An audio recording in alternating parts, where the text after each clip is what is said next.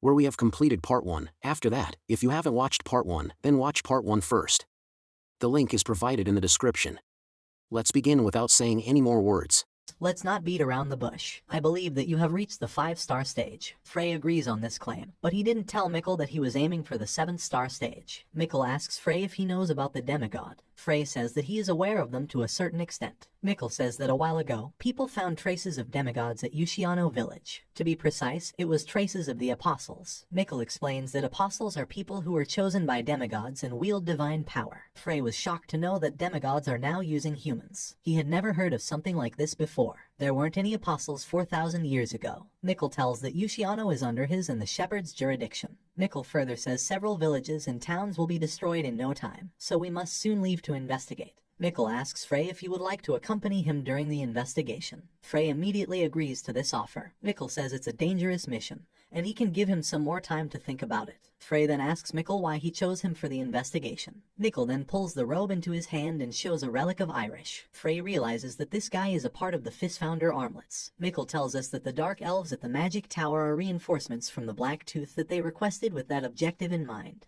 Mikkel tells me that he has gotten very anxious and distraught about others, and then he met Frey, a young man wearing the typhoon earring. Frey thinks that even though he made the earrings for no real reason, it seems they got pretty famous. Mikkel asks Frey why he wants to read magic books. Frey says that there is an elixir he wants to brew and that he needs to study alchemy for it. Mikkel says that in that case, instead of looking for magic, it would be better to ask for help. Now we see Frey in front of a young professor lady, and when the madam inquires about him, Frey introduces himself and says that Lord Mikkel sent him to this place. This lady is Professor Adelia. She is famous for being the genius professor at Westroad Academy, but this is the first time Frey has seen her for real. Professor Adelia invites her into her messy laboratory room. She tells Frey to just sit somewhere, but Frey says that there is nowhere to sit. Now the professor says I am very busy, very tired, and have very low blood pressure, so don't beat around the bush and get to the point within 4 words. She asks Frey what he wants, and Fred answers in 4 words. Brew a mana potion. The professor tells Frey that he is quite a cheeky person and asks him what kind of mana potion he wants. Frey takes out a glass container and tells the professor to look at it herself. When Professor Adelia examined it, she was quite shocked, and she asked what was with the incredibly dense mana inside. Frey then again says only 4 words, it's the mana of. He then stops and asks permission to answer in more words. Professor Adelia was pretty annoyed by this behavior and asked Frey to answer normally. Frey then tells us that it was the heart of Drake that lived for 1,000 years. The mana energy is estimated to be around 100,000. Frey asks her if she can make it into an elixir. The professor's eye lit up in excitement, and she said this was completely insane. Frey asks her if it is too difficult for her, but she says that the technique is a bit hard but she can do it. The main problem is the ingredients. She says that it would need something that just can't be found. Frey asks about it, and she tells him that she needs a phoenix's feather. Fred takes the feather from the storage space and puts it on the table. The professor was utterly shocked, and Frey asked her if she needed anything more. She says that she also needs an excellent assistant who is skilled in mana control. He needs to be able to compress an energy ball to the size of a fingernail. Frey then creates an energy ball and shrinks it all the way to the size of a fingernail. Now we see that they have both started working on brewing the elixir. Professor Adelia suddenly asks about Frey's identity. She says that she has heard about Miscale and Heinz many times but has never heard the name Frey before. She further says that Frey's mana control and your knowledge of alchemy are very high.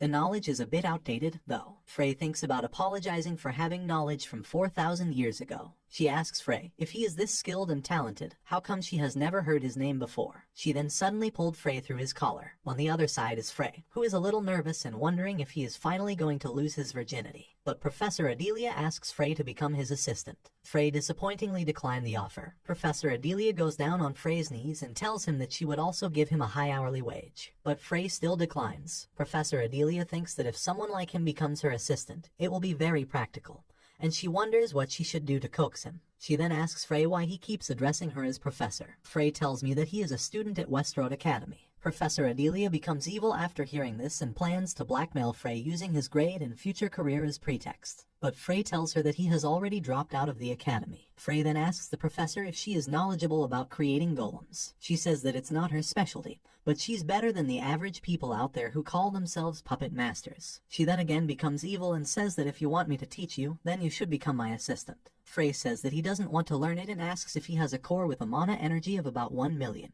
How could he create a golem with it? She says that's completely insane. Frey turns around and says that when you say something is completely insane, it generally means that you are interested in it. She stands up and says, now I mean it for real this time. First of all, there is no way such a core exists, and even if it does, you won't be able to control it if you don't use orichalcum for its body and mithril for its nervous system. She summarizes that we need to craft the golem using ores that only exist in legends. She further says there is also plating to do, the blueprints to create and the commands to install. Creating its ego would be even more difficult. Frey thinks that the task Dumbledore left him to complete is more of a challenge than he expected. Professor Adelia asks Frey why he wants to know that, and she says, do you have a core with 1 million mana energy? Frey just smiles and doesn't answer a single thing. The next day, we see that Frey is again sparring with Liamson, and this time Liamson gets defeated. On the other side, we see that the Dark Elves are thanking Isabelle for teaching them magic. Camel comes there and tells Frey that Isabelle's teachings are easy to understand and very accurate. They have all opened their hearts to her. Isabelle now asks Frey if the elixir is complete. Frey tells me that it will be finished by tonight. Isabelle smiles and says that you are almost at the 7-star stage. Frey says that this is just the beginning and that there is a long way to go. Camel, who was listening to their conversation, wonders what 7 stars mean. She then remembers something and asks Frey and Isabelle if they want to learn spirit magic. Frey asks more about spirit magic, and Camel tells him that if you make a contract with a spirit, it will be of great help in the future. She further says, I will teach you the traditional spirit magic inherent to Dark Elves, as a token of gratitude for teaching my kids human magic. Now we see that the professor summoned Frey to tell her that she had already finished the elixir's brewing. But she worriedly asks Frey if he really is going to drink this. Frey gets a little confused and asks if there is any problem with the elixir. The professor says that it's the opposite. The quality of the elixir is too good. The mana energy was amplified to twice the normal amount. If someone consumes it adequately, even their bones will melt without a trace. Frey quickly takes the elixir and says, that's amazing news. The professor frowns a little and then says, I don't care anymore. Do as you want. It's your own life, so why should I care? Frey stops the professor and he puts his hand inside the spatial bag. He then takes out a necklace and gives it to the professor as a thank you gift. Professor Cecilia gets very flustered, and she asks what the meaning behind this is. She says, I am a teacher,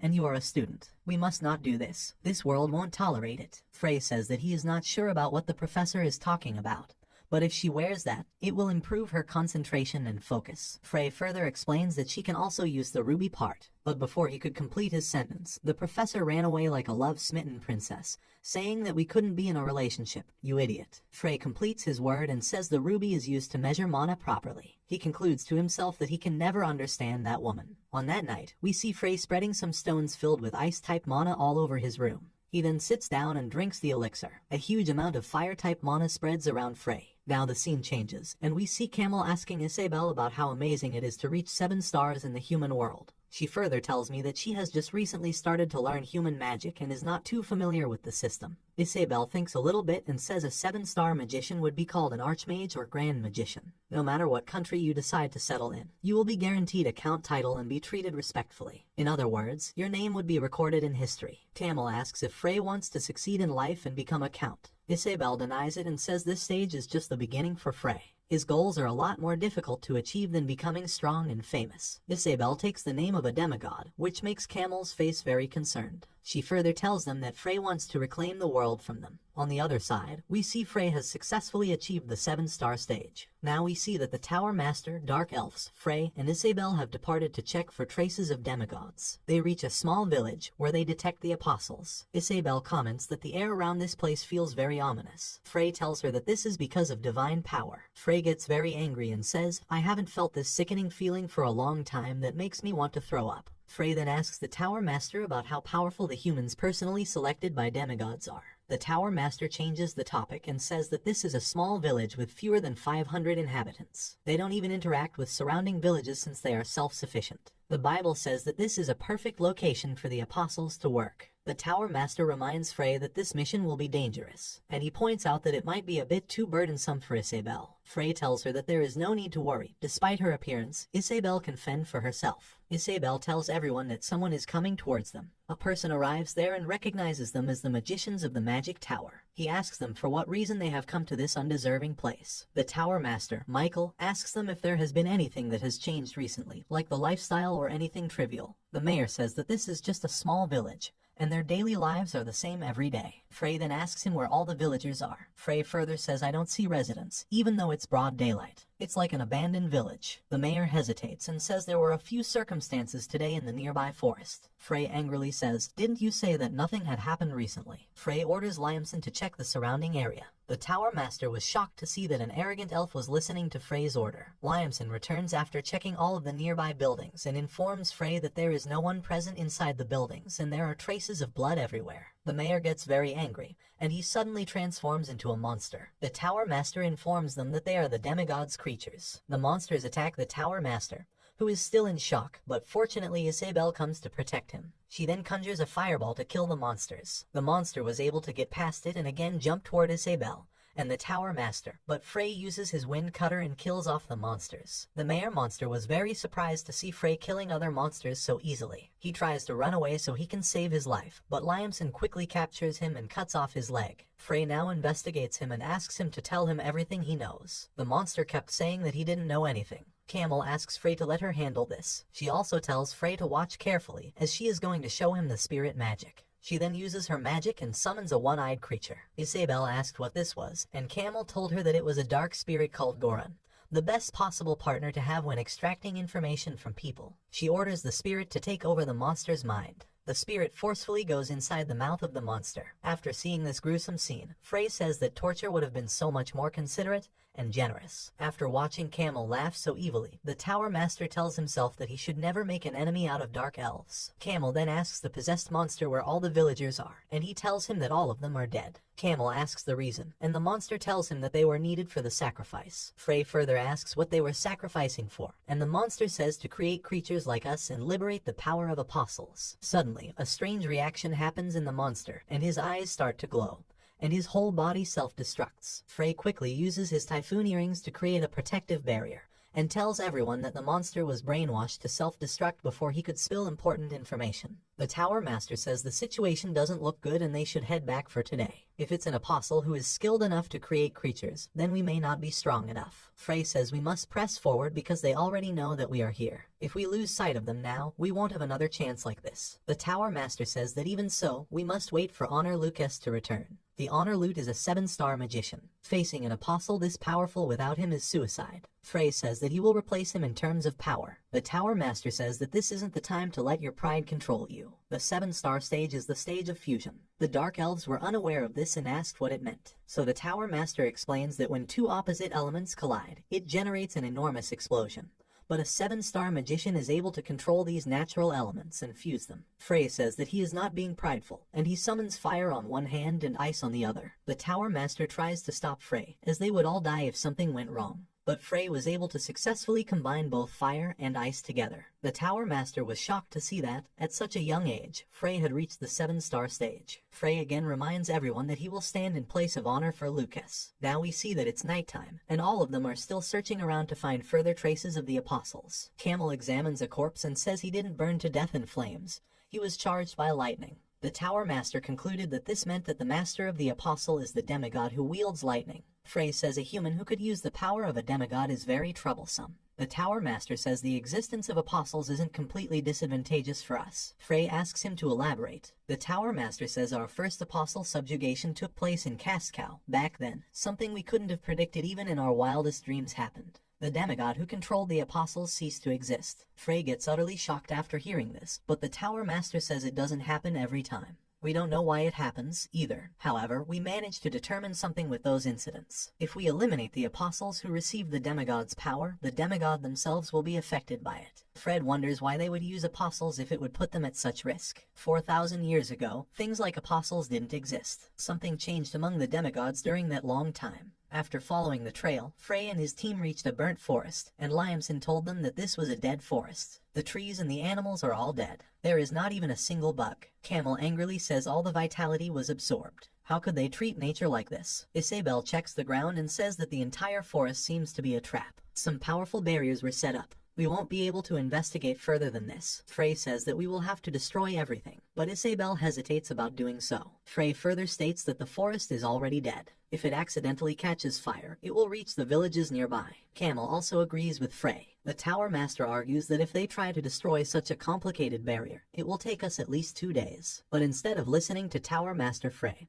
He was focusing on the trees. Camel asks Isabel about what Frey is doing, and she tells him that Frey is scanning the barrier to destroy it. Camel smiles and says Frey takes action instead of thinking for too long. He is very similar to us, the Dark Elves. Camel assures Frey that they will protect him from behind, and he just needs to focus on breaking the barrier. But Frey turns around and says he is already done with this SHT barrier. Frey then asks everyone to stay behind, and then he uses the magic spell Windstorm. The attack was so powerful that it wiped out the entire forest in one shot. Frey suddenly looks in a faraway direction and says that, with an aura that emanates divine power, he is surely an apostle. As the person came closer to the Tower Master was fucking shocked, as this apostle was none other than the Honor Lucas. The apostle bastard comes closer and says, "Mikkel, my friend, did I not tell you to wait a little longer?" The Tower Master was still in disbelief and said there must be a misunderstanding. The apostle bastard says that now that you all know about my secret, you all must die. He throws a lightning bolt from his finger to kill the Tower Master, but Frey stops that incoming attack. The idiot Tower Master still says that a circle executive like him can't be the apostle of the demigod.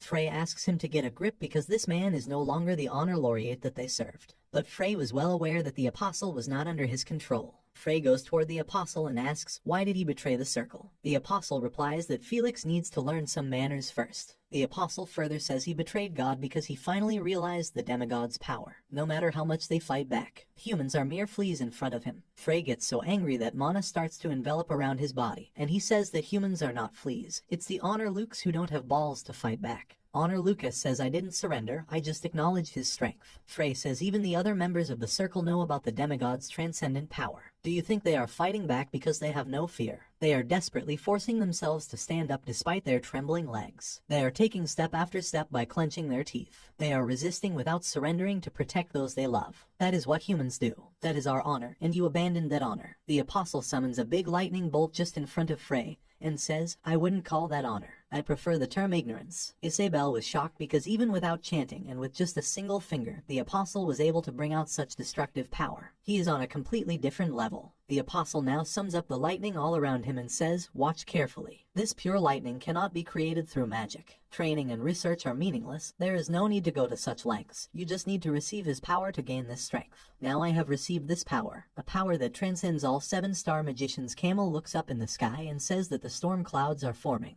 Is this something a human can do? Frey says it's not the power of a human, it's the demigod's power. Liamson asks Frey about the plan to defeat this son of a bitch. Frey says, let's use diversion tactics. He then orders Liamson to take the lead and make sure to protect the 3 people behind him. Frey then asks Camel to cover and support Liamson through her magic. Frey ordered the Tower Master to stand in the rear and block the enemy's divine power. But he must not make any other move and strictly only cover and protect us. He then turns toward Isabel, goes near her, and tells her something secretly. Isabel gets very shocked and says it's very dangerous, but Frey says that they don't have any time to argue. Frey pours mana into his bracelet, and tells Isabel to keep her complaints for after they survive this battle. The bracelet turns into a staff, and they initiate the attack. Jameson goes and makes a physical attack. But unfortunately, there was a protective barrier around Apostle. Frey uses this chance when the Apostle is distracted and uses a strong spell called Burning Ground to attack him. The ground started to shake after this attack, and the Tower Master wondered if this was Frey's true skill or just who he was. But Frey got counterattacked by lightning, and we see that the Apostle Bastard is still alive even after eating that attack. But there is some visible damage on his body due to the overuse of divine power. The apostle says that no matter how strong you are, you cannot get past this lightning barrier. Frey again attacked him with a fire burst, and then again with an ice magic spell. But the apostle was still standing there unfazed thanks to his lightning barrier. Camel says that this situation is bad because the plan was to have Frey attack him while everyone drew his attention.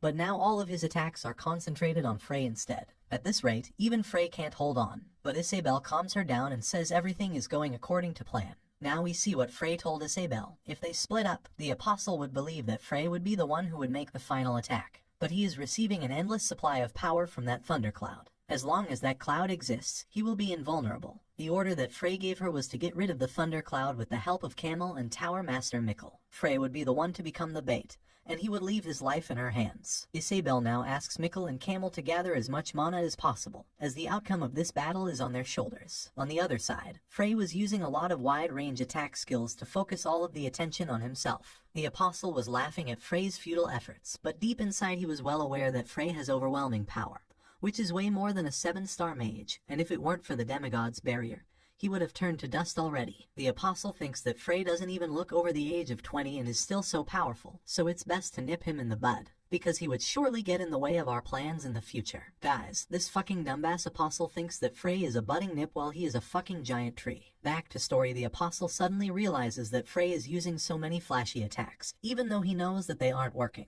The apostle realizes that Frey is blocking his vision and that the main attack is being prepared by the other three, who are aiming for the thundercloud. The apostle attacks Isabel with his lightning and stops their magic attack preparation. The apostle prepares another lightning strike to kill them, but Frey again tries to divert the attention towards himself.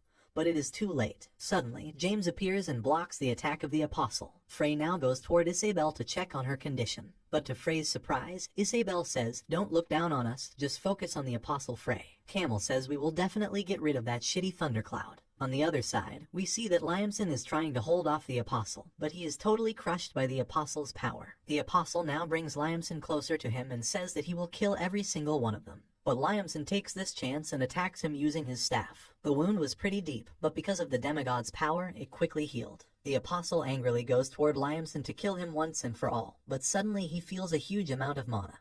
And we see that Frey has gathered a shittin' amount of fire-type mana that even Charizard would look small in front of him. Frey is using every bit of mana present inside of him so that he can act as everyone's shield. Frey then asks Liamson to run away from that area and attacks the apostle with a magic spell called Lava Blast. Now we see that Frey is losing control over his body as he has used up all of his mana. And on the other hand, Liamson is utterly shocked because Frey has created a giant crater with his full power attack. Inside, from the dust, a strange figure comes out, and we see that it's the apostle who lost his hand because of this attack. The apostle shouts and says that Frey has to pay for this, and he will surely kill him. The apostle notices that Frey is trembling on the ground as he is totally out of mana. The apostle again gathers lightning and says exhausting all your mana during a battle is a rookie mistake.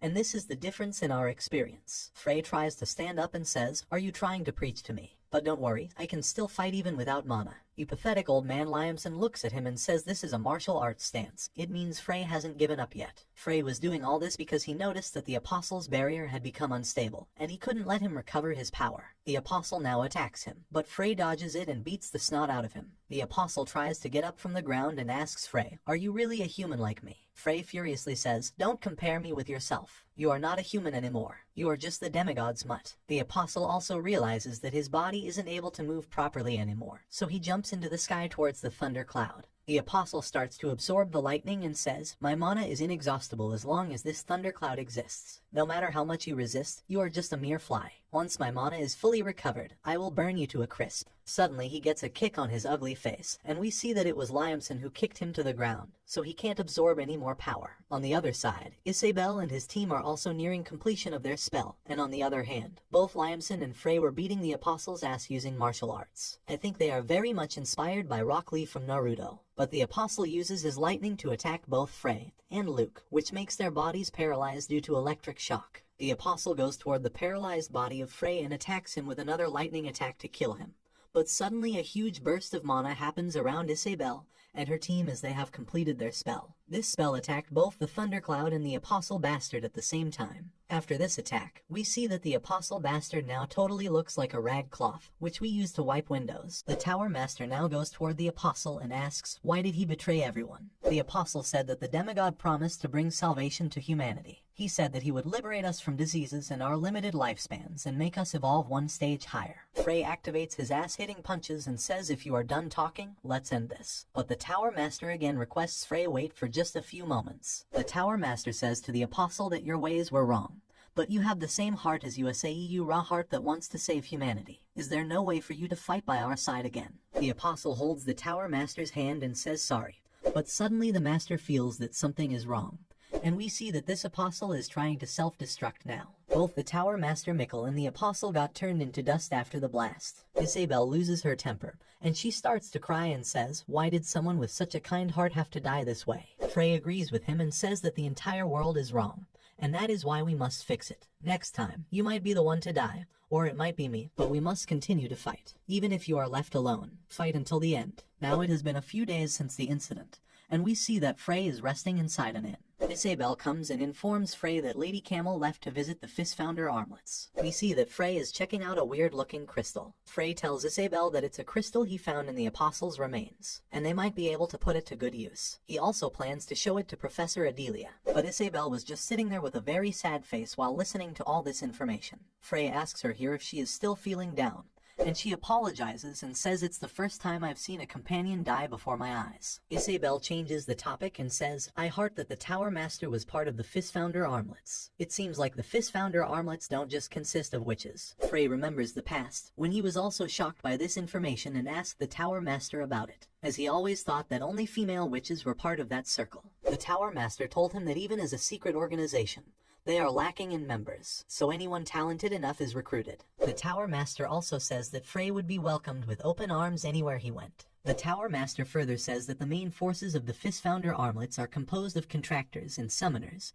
so they are a lot smaller in size than the other circle. But our influence is still enormous because Master Alton is the contractor for Barbastos. Frey gets very shocked and says Barbados is a Grand Duke from the demon world. The Tower Master says that Frey seems to have an interest in devils as well. The Grand Dukes of the demon world are very proud beings. They think of humans as bugs, so it is near impossible to make a contract with them. Even Frey has never seen someone who contracted a Grand Duke other than Iris. Back to the present, Frey still wonders what kind of person this Master Alton is. Suddenly, someone knocks on their bedroom door. When Frey opened the door, it was Professor Adelia who knocked. Frey says that he was just going to find her, but Professor Adele was focusing on Isabel, and she asked Frey if he had a new guest. On the other side, Isabel was also shocked to see Professor Adele here. Professor Adelia now shyly says that Elder Julian has summoned Frey to his room. She further explains that he is the Magic Tower Master. Sorry guys, there was an error from my side. Lord Mickle was the Floor Master, not the Tower Master. Now we see that Frey is standing in the office of the Tower Master, and the Tower Master introduces him as Julian Montalivo, the Master of the Third Magic Tower. The new Tower Master further says that he read your report about the mission 4 days ago. It was very well written. You recorded the Apostles' power thoroughly and in detail. The Tower Master further says that the passing of Floor Master Mickle is extremely regretful. Mickle was a loyal and devoted man.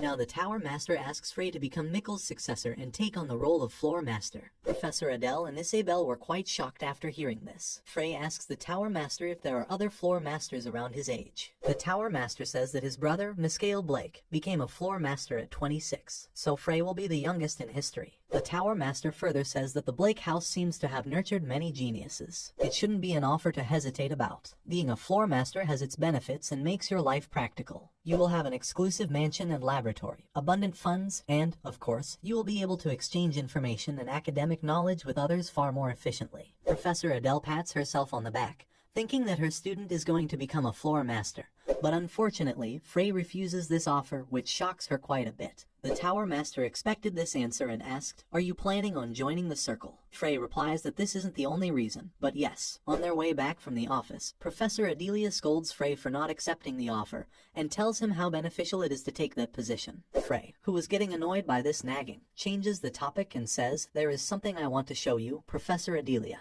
Now inside the professor's cabin, we see that Frey is showing her the crystal he got from the Apostle. The professor was more shocked by the fact that Frey was able to defeat the Apostle. While further checking the crystal, she thought you had escaped since Floor Master Mickle died in the battle. Professor Adelia says that this crystal is completely filled with the demigod's divine power. It's just a pretty stone in this state, but if we process it properly, it will become an elixir that the Drake's heart can't compare to. Frey then asks her if she can leave this matter in your care, and the professor's eye lit up in excitement after hearing that she can make a potion out of this crystal. After a few days, we see that Camel and the other elves have returned from their expedition with a human. Camel comes near Frey and uses elf language to say that this ugly-ass human is Honor Dujanzar of the Fistfounder armlets. His personality is as awful as his face, so be careful. Camel also tells more about the other person beside him, but Mr. Ugly Ass interrupts them and furiously says, "Speak in human tongue. Stop whispering to each other like dirty old rats." The Ugly Ass comes toward Frey and says, "You must be the one. The young brat who left to subjugate the Apostle with Mickle. Tell me what exactly happened." Frey says, "As my report explained, Lord Mickle drew his last breath during the subjugation due to the ugly old man again interrupts and says, 'Are you freaking deaf? Explain the parts you omitted in the report. You fucking moron.'" After hearing such remarks, Liamson gets angry, but Frey calms him down.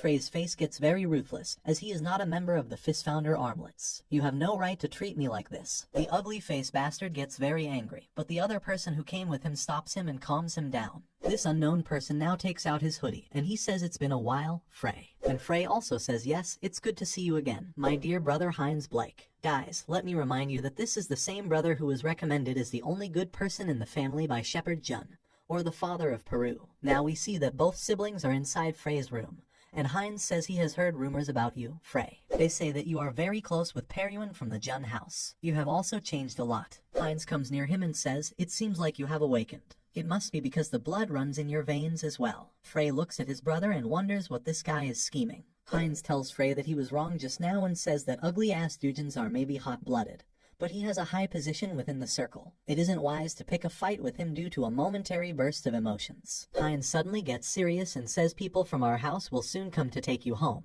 but you have to refuse them. The Blake house is a dangerous place these days. Honor Shepherd Jun must have explained the incident with our father, right? Frey then remembers about the past, where Shepherd Jun told him about how they got information about his father, Isaka Blake, being in contact with the demigod. Frey smirks and says, what are you trying to do by acting like a caring older brother? Frey further says that, if my memories serve me correctly, you didn't even treat me like a human before. Frey now thinks that while I haven't inherited Frey's emotions and feelings, I do have his memories. This man is one of the reasons Frey gave up on himself. I don't plan on resenting him in Frey's stead, but it disgusts me how he changed his attitude now that I have become somewhat famous. Heinz says I do not regret my actions in the past, nor will I apologize to you. I just truly wish you wouldn't learn magic. Frey gets surprised by this answer and asks what he means by that. Heinz does not answer him and says you shouldn't trust the circles too much. Heinz left after saying what he wanted, like a Giga Chad, and left Frey in confusion. After a while, we see an old butler giving his greeting to Frey as the young master. From the original Frey's memory, our Frey remembers that he is Alexandrio, the butler of the Blake house. Frey was also surprised that he came just after Heinz gave him a warning. Frey then starts to act like a fool and a confidence-less person, just like the original Frey, and greets him back. Alexandrio checks on Frey and thinks that other than Frey's height, he hasn't changed at all. It appears that the rumors that Frey annihilated pirates on his own and became friends with Peruin Jun are false. The butler turns around and says, Count Isaka Blake wishes to see you. Allow me to escort you back home. But Frey apologizes and says he cannot come with him right now as he has something to do. The butler was shocked as fuck to see that Frey refused Count Blake's order. The butler again reminds him and says that this is the Count's order. But Frey acts like a fucking retard and says I have some important work to do here that I cannot delay. The butler sighs and thinks that Frey really did change a bit. The butler says he understands your situation, so we will be waiting for you at the Blake house. Thank God that after Butler left, Frey again started to act like normal. After a few days, we see Professor Adelia handing some potions to Frey and saying that this was a pain in the ass to make. She further says that crystal contains some lightning energy, which is the most troublesome attribute to deal with. It cost a few hundred gold just to get the proper equipment to handle the energy. Frey smiles and will pay back the expenses, and for the payment, I can pay you with my body. But the professor didn't hear properly and said, forget it. How could I take money from a student? But if you are feeling thankful, become my assistant. Frey agrees and says, sure, I will do it in my next life. Frey then checks the bottles and asks the professor what is inside the other one. The professor says that it is a lump of lightning energy that I extracted. Frey wonders what a lump of lightning energy is. The professor says that there is no exact word or sentence to describe it. But don't open it carelessly. I bottled it up forcefully, so it will be bad if you release it. The professor further says that I just made it because I have a hunch that you might need it in the future. After some time, we see Frey inside his room, meditating. He then drinks up the potion and absorbs all of its energy. The results were beyond Frey's expectations. Now he could use his entire body as a mono room to contain this abundant amount of energy. Later that night, we see Isabel alone in the garden, and she asks Frey why he called her. She suddenly notices a peculiar-looking cat whose cuteness directly pierces her heart. Isabel then asks Frey about this new cute creature. Frey says this is a spirit known as Darkoming. Isabel says, did you already make a contract with a spirit? We have barely learned anything from Lady Camel, though. Isabel looks at the cute cat and thinks that she should also sign a contract as soon as possible.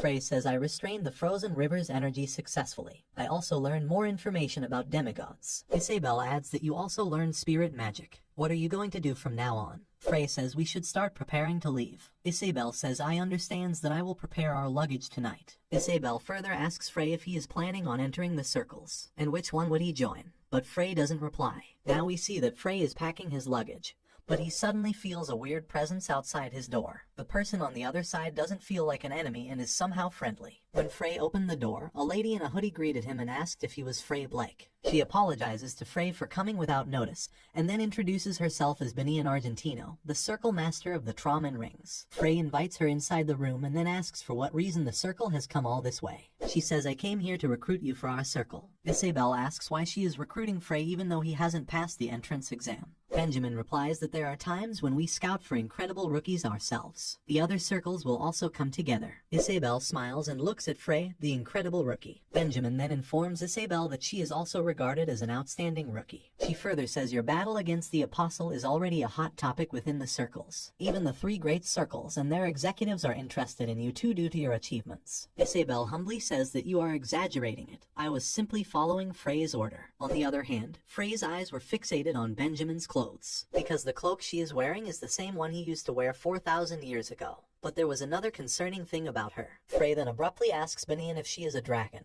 Benjamin gets scared by this question and asks, "Why do you think so?" Frey replies that dragons do not have a mana room. Their hearts themselves function as energy-controlling organs. They can control the mana in nature directly to make it pass through their bodies. Frey further says that he can feel a mana room inside Benian, but he can also sense a peculiar type of unrefined mana. Benias compliments Frey, saying that he is quite knowledgeable about dragons. Frey replies that he read about them in a book. Isabel remembers that Frey told her that 4,000 years ago, when he was still Lucas, his master was a dragon. Benyang tells Frey that he is half correct and says, "I am a half-dragon, a hybrid between a dragon and a human." Guys, let me tell you that, as far as I have read the story, the dragons in this world don't have the ability to shapeshift. I don't know how she was born. After Benai went away after giving her proposal, Frey asked Isabel what she thought about her. Isabel says she was surprised by how she explained the desperate situation of the trauma rings without sugarcoating it. Usually, people try to advertise only their advantages when recruiting someone. I think she is the type of person who can't lie easily. Frey says he has a very noble character. Isabel says, "I didn't expect you to ask her to let us visit the Tramen rings first." Frey says there are certain things you can only realize after seeing them for yourself. Isabel asks Frey if he is intrigued by the Tramen rings. Frey says, "I don't plan on getting involved in their politics. The important thing right now is to gather our forces in a single location." Isabel realizes that Frey is not looking for a circle that will help him grow. He is looking for a focal point where the scattered circles can gather to unite. When both Frey and Isabel went downstairs, they were surprised to see the scene going on there. The ugly-faced bastard is scolding Benyang. Frey interrupts and asks what the matter is. The ugly bastard angrily says, "You seem to be quite a popular man, Frey Blake." The 2 new people standing there introduce themselves as Jerome Wenner of the Lucid Swords and Steve Jack of the Stro Necklaces. The ugly bastard asks Frey if he is planning to join the Tramen rings. Frey says, "What if I do?" The ugly bastard says, "Have fun loafing around in that shit place," and we can clearly see Benyang biting her lips from the anger. "Guys, I think we are going to get a half-dragon waifu." The other person standing there asks Frey to visit them after having a tour of Tramen Ring. He then hands over a warp scroll that is linked to the entrance of the Stro Necklace's base. The second person also invites Frey to visit the Lucid Sword headquarters. Frey then turns toward the ugly bastard and asks, "Did you come to scout me as well?" The ugly master asks him to follow him to a quiet place, and there are many prying eyes. He then taunts Benyang, saying that she doesn't have to come and follow them. But our cute Benyang still smiles and says farewell to Frey. Frey then asks Isabel to stay there, as he will go on his own. Now we see that both of them are inside the forest and are all alone. Frey says this place is a bit too eerie and dreary to recruit someone. The ugly bastard says, "Frey, did you think that anyone would scout a fraud like you?" Hey, Frey smiles and asks, "Then what are you planning to do?" The ugly bastard says, "A brat like you killed the apostle. That's not possible. So I will be the judge of that and check your skills." The ugly bastard activates plant magic, and a bunch of vines come out of the ground. The vines started to capture Frey, but he simply stood there and asked, "What will you do if I really have defeated the apostle?" The ugly bastard says, "You don't need to worry about that. Even if you have defeated the apostle, the same won't happen to me. You really think that all 7-star magi are the same?" "True, not all 7-star mages are the same," says Frey calmly. Frey then proceeds to exude an enormous amount of mana, which disintegrates all of the vines surrounding him. The ugly bastard was shocked to see that Frey could infuse his mana with the ice attribute. Frey calls Dujanzar an ugly bastard, like you have no right to call yourself a 7-star mage. All you have is that abandoned mana. The rest is insignificant. The ugly bastard was shocked to see that Frey did all of these without even lifting a finger. He then tries to activate flame magic, but Frey cancels it before he can activate the magic. Suddenly, ice starts to cover up the whole body of that ugly bastard. He is not totally immobilized. The ugly bastard says, I have lost. Are you going to kill me? Frey says it's not a bad idea, but I have a better one. Frey says, I am going to give you a test. At dawn, this ice will kill you. If you are really a 7-star mage, you will have competence enough to melt it. Otherwise, you will die. The ugly bastard, how dare someone like you test me? But then he suddenly feels a grand aura coming from Frey. Frey turns around. I truly believe that you will be able to overcome this. Frey now comes out of the forest, and we see that both Binyang and Isabel are waiting for him. Binyang worriedly asks if something happened, but Frey says don't worry, and we can depart right away. Isabel also asks Frey if everything is okay, and Frey tauntingly says, at least you should know me by now. Isabel says, I am not asking about you, I am asking about the ugly bastard named Dujansar. Frey feels a little guilty and says, don't worry, he won't die. Even if he isn't able to free himself, the ice will melt tomorrow. If that happens, he will feel humiliation worse than death. Now we see that they have already departed for their journey, and are currently resting and making dinner. Master Binyang offered both Frey and Isabel the soup she made herself, which was quite tasty. Isabel says that it seems like Master Binyang is quite used to camping. After just a few minutes, Frey asks for more soup, which surprises Binyang. Frey now talks about some serious topics and says that the former Circle Master, Ocel Argentino, was your father, right? Binyang agrees with this statement. Frey then asks, was he killed by a demigod? Isabel stops Frey and says, how can you ask such a delicate question like that? But Binyang says that it's alright. She then says apparently there are ranking among the demigods, and the strongest of them is known as the Lord. Frey then remembers his past, when the demigod Lord sealed him in the eternal torture chamber. Binyang further says that among the demigods, there are those who have monstrous power. We call them apocalypses for convenience. Tells us that they have learned about the power of those 3 apocalypses. There are 3 types of abilities, sword, poison, and death. Binyang says that around 3 years ago, her father was killed by demigods that have the power of death. Frey remembers that he knows about the demigods that have the power of poison. That guy was really strong. The next day they reach another forest, and Binyang tells them that this is the forest where the Traman rings live. Frey looks around, says this barrier is amazing, and asks Binyang if she made it. Binyang says that she can only repair it if it's damaged, but it was her dad who built it. By looking at the barrier quality, Frey concludes that the old master was at least an 8-star mage. Frey thinks that Binyang is probably a 6-star mage. Even though she is a dragon, the epitome of magic, the reason she is at this level is because she was trained with human methods. It would be better for her to be born as a human girl. When Frey entered and looked around the village, he said it wasn't good enough to be called a hideout of the circle, and Binyang also agreed. Suddenly, a man comes running toward Binyang and informs her that while she was away from the village, they lost in a relic tournament. The other circle, named Basilisk's Tail, used this opportunity to attack again. That's it for today, guys. Please subscribe to my channel for the next part of the story. Don't forget to like and share my channel. Thanks for watching.